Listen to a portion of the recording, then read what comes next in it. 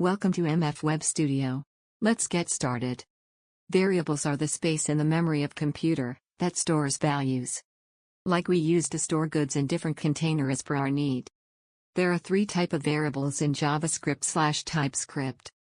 1. Let 2, const 3, var. Can reassign but cannot redeclare. Let declarations are block scoped, meaning the variable is only accessible within the block, delimited by, where it is defined. Const. Once a variable is assigned a value, it cannot be changed or reassigned to something else.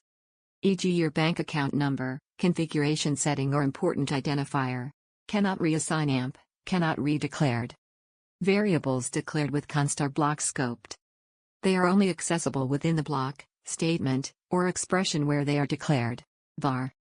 Can be reassigned amp, can be declared to in the same scope, but this can cause unexpected behavior due to its function scoping, hoisting, and redeclaration properties. Can reassign amp, can redeclared. Variables declared with var are function scoped, meaning they are available throughout the entire function in which they are declared, rather than block scoped.